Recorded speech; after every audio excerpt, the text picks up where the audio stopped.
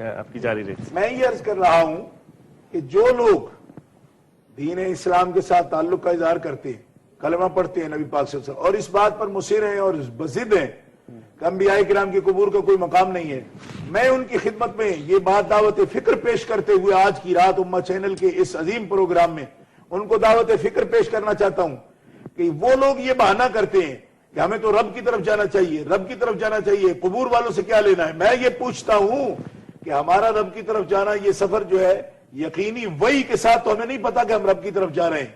ٹھیک ہے، آج حضور کے جانے کو تو رب وحی میں بیان کر رہا ہے کہ یقیناً یہ رب کو ملنے جا رہے ہیں، پھر آج کیوں قبر پر رکے ہیں حضور؟ یعنی آج تو چھوڑ دیتے. اگر یہ معمولی بات ہے، اس کی کوئی امپورٹنس نہیں ہے دین کے اندر، قبروں پر جانا ایک بدعت ہے اور ہم لوگ مصر ہیں اس بات پر، تو آج جب اللہ کے حبیب صلی اللہ علیہ وسلم یقیناً رب سے ملنے جا رہے ہیں، آج تو قبروں کو اگنور کر جاتے، چھوڑ جاتے قبر والوں کے پاس کہ آج قبروں کی بات کیوں کرتے ہو، میں تو رب کے پاس جا رہا ہوں، تم بندوں کے ساتھ مجھے کھڑے کر رہے ہو. بہت اس بات پر دھیان دینا چاہیے اور ضد نہیں کرنی چاہیے ان لوگوں کو. میں دعوت فکر پیش کر رہا ہوں معراج کی رات کو کہ اس بات پر غور کرو کہ جن کو صدیاں گزر گئی ہیں وہ قبر میں کھڑے ہو کر نماز ادا فرما رہے ہیں، اور پھر کہا جاتا ہے یہ بدعتی لوگ ہیں جی، ان کے پاس دلیل نہیں. میں کہتا ہوں صحیح مسلم کی حدیث میں پیش کر رہا ہوں، اس دلیل پر چرا کرو، جو کرنا چاہے اس پر چرا کرے، بتائے کہ اس کی سند کمزور ہے یا یہ مسئلہ کس طریقے پر غلط ہے. حضرت موسیٰ علیہ السلام. قبلہ شاہ صاحب آپ کی چیلنج جاری رہے گی. مصطفیٰ صاحب تقریباً 10 منٹ اختتامی جو کچھ میسج ہیں اور کچھ نکات دونوں حضرات سے، بہت خوبصورت اور بہت جامع چیلنج ابھی قبلہ شاہ صاحب نے پیش خدمت کیا تمام لوگوں سے کہ بھئی یہ why is it that we have this kind of discrepancy. تو اور اسی پر حدیث متواترہ ہے چشتی صاحب، جناب کہ حدیث متواترہ امام بہقی رحمۃ اللہ تعالی علیہ نے اس کو الانباء میں ذکر کیا ہے. آپ فرماتے ہیں کہ جو یہ جملہ ہے ان من جملۃ ما تواتر عن النبی صلی اللہ علیہ وسلم الانبیاء واحیاء فی قبورہم یصلون، سارے انبیاء اپنی قبروں میں زندہ ہیں اور نماز ادا فرما رہے ہیں. اور یہ حدیث متواتر ہے جس کا منکر دائرہ اسلام سے ہی خارج ہو جاتا ہے. تو کس طرح لوگ یہ اعتقاد بناتے ہیں اور لوگوں کو بھی گمراہ کرتے چلے جاتے ہیں یہ انبیاء کی حیات کے مومن. پھر دیکھیے سنن نسائی اس وقت میرے سامنے موجود ہے. نبی کریم علیہ الصلوۃ والسلام مسجد اقصی میں جانے سے پہلے مسجد اقصی کے ساتھ ہی بیت اللہ میں جہاں حضرت عیسیٰ علیہ السلام کا مولد شریف ہے وہاں تشریف لے گئے. اور اس حدیث پاک کا نجدی انکار کرتے ہیں. حالانکہ مولد النبوی جب ہم مکہ مکرمہ میں حاضر ہوئے تو وہاں جو لوگ شرتے تھے انہوں نے کہا جی مولد کو دیکھنے کی دلیل کیا ہے؟ میں نے کہا سنن نسائی میں موجود ہے. کہا ہم نے نہیں دیکھی. میں نے کہا تمہیں دیکھنا نصیب ہی نہیں ہے.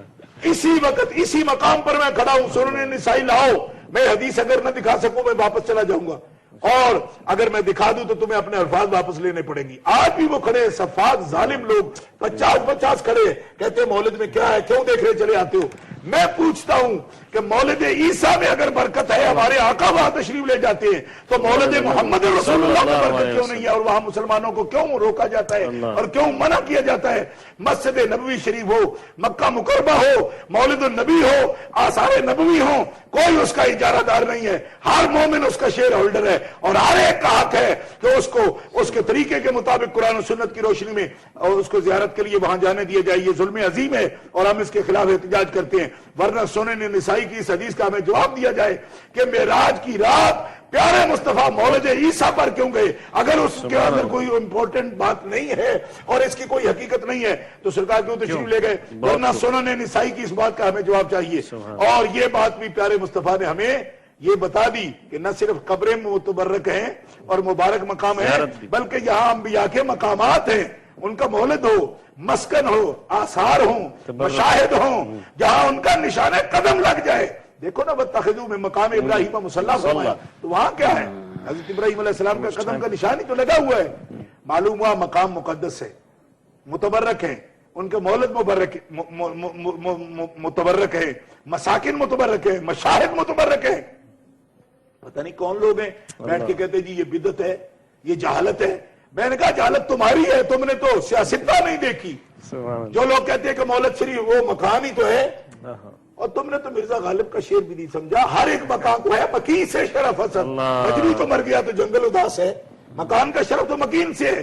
مقام ابراہیم نشان قدم ہے پتھر پہ، اللہ فرماتا ہے اس کو مصلی بناؤ.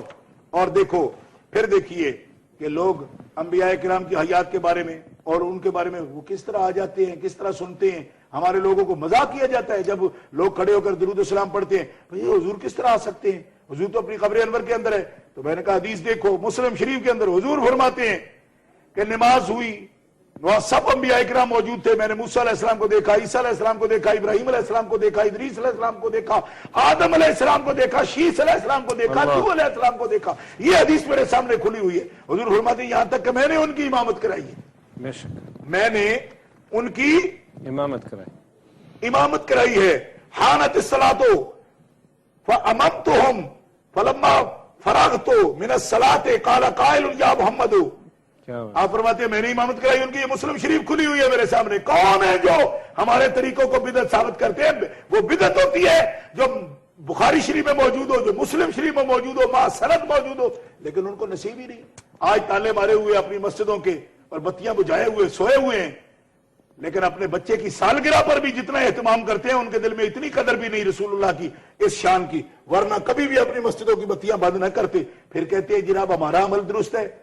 یہ ان کا, میں سمجھتا ہوں کہ وہ لوگ جو ہیں وہ ایک ایسا ماحول اور ایسی فضا پیدا کرنا چاہتے ہیں کہ مسلمانوں کا کوئی خوشی کا موقع, مسلمانوں کی کوئی روحانی خوشی کا انتظام نہ ہو جائے, اور مسلمان کبھی ایسی جو ایکٹیویٹیز ہیں, مصروفیات ہیں پیاری, ان کے اندر اگر شامل ہوئیں گے تو پھر وہ ٹیررزم پر یقین نہیں رکھیں گے یقیناً.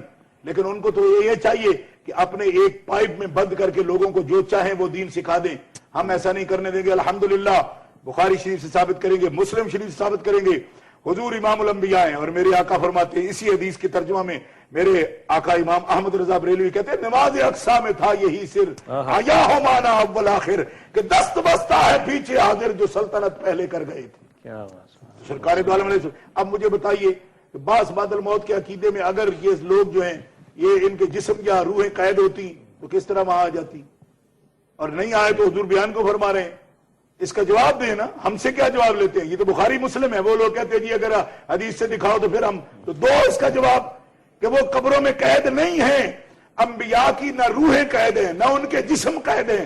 اللہ کی طرف سے اجازت ہے, اور جہاں اللہ کا حکم ہوتا ہے وہاں وہ چلے جاتے ہیں. جس طرح 1.25 لاکھ انبیاء کرام مسجد اقصی میں جمع ہیں, ہمارے آقا ان کی جماعت کرا رہے ہیں.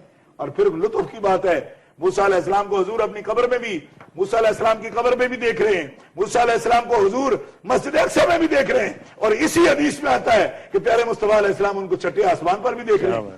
معلوم ہوا انبیاء کرام کے نہ روح قید ہیں نہ جسم قید ہیں. اب اگر صلاۃ والسلام اس عقیدہ سے ہم پڑھتے ہیں تو حضور کے لیے بھی کوئی معاذ اللہ رکاوٹ نہیں ہے. اگر کوئی رکاوٹ کا عقیدہ رکھتا ہے وہ بہت غلط ہے. نہ روحیں قید ہیں نہ جسم قید ہیں, جہاں چاہیں کرم فرمائیں اور جس طرف چاہیں توجہ فرمائیں, اور جس غلام کی سننا چاہیں اس کی سن سکتے ہیں. محبت کے ساتھ آداب کے ساتھ بات پیش کرنے کی ضرورت ہے. اب آگے چلیے, جب آپ